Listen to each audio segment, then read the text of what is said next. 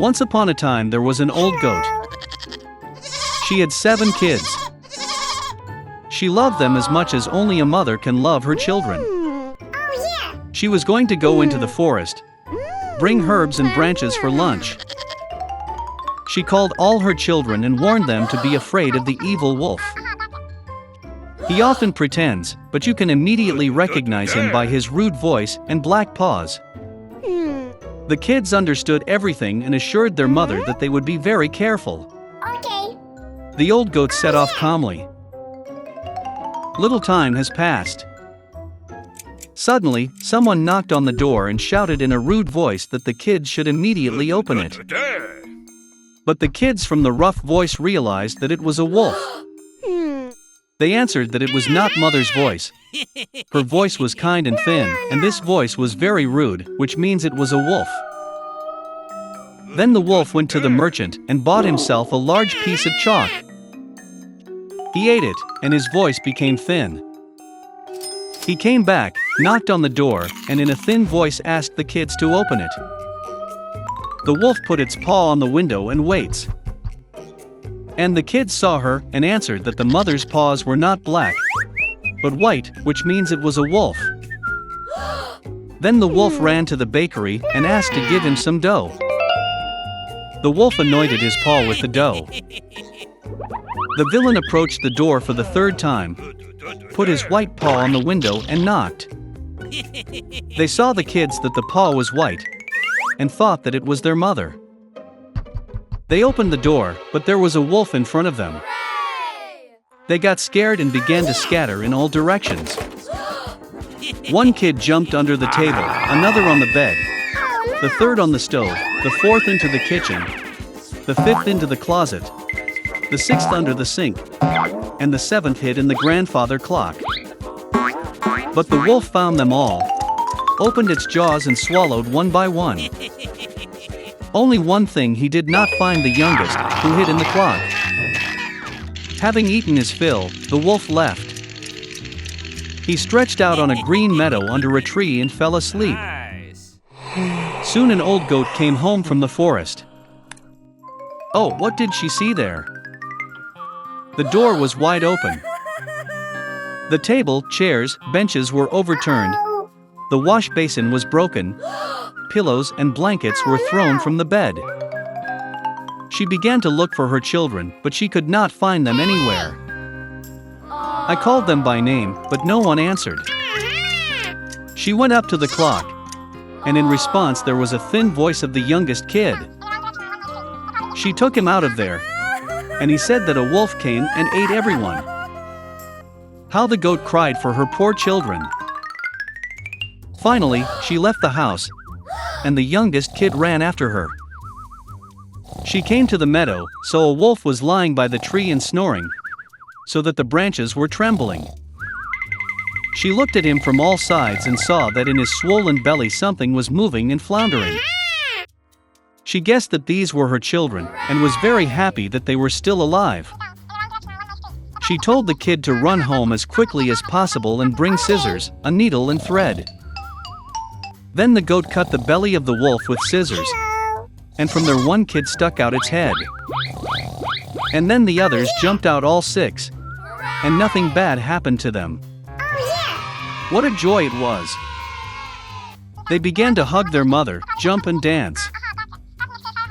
Then the old goat said it would be nice to teach the wolf a lesson while he was still sleeping. They pulled stones and stuffed them into the wolf's belly. An old goat sewed up his belly, but he did not notice anything, never even moved. The wolf slept, got to his feet and felt such a thirst in his belly that he decided to drink water from the well. He barely approached the well, bent down to the water, and heavy stones pulled him to the bottom of the well. 7 kids saw this and began to dance for joy with their mother. That's how they taught the evil wolf a lesson. Once upon a time, there lived a poor widow, and she had a son, Jack, and a cow, Belyanka.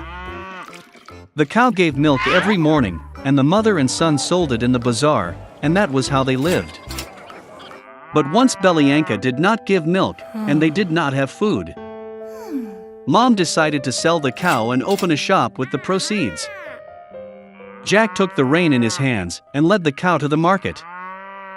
No sooner had he arrived than he met some wonderful old man.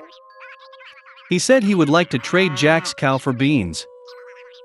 And with these words, he took out a handful of some strange beans from his pocket. The old man said these beans are magical. They need to be planted in the evening, and by morning they will grow to the very sky. Jack became very interested and agreed. The boy came home early. Mother was very angry that he gave the dairy cow in the whole neighborhood for a handful of some nasty beans. But Jack remembered the old man's words and decided that there was nothing to do, and planted beans in the yard.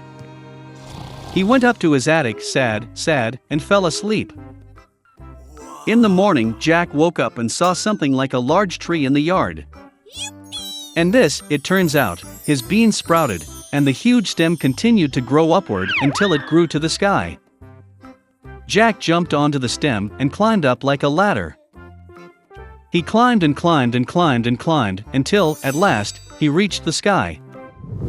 There he saw a long and wide road that led him to a huge castle. Jack went to his gate and knocked. The gate opened, and a tall woman stood on the threshold. Stuttering with fear, the boy asked for something for breakfast. The giantess let him in, but warned him not to catch the eye of her husband, because he is a cannibal. She took Jack to the kitchen.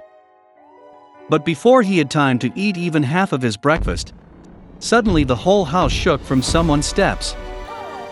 The boy was not taken aback and instantly jumped into the furnace. And at that very moment, the cannibal entered the room.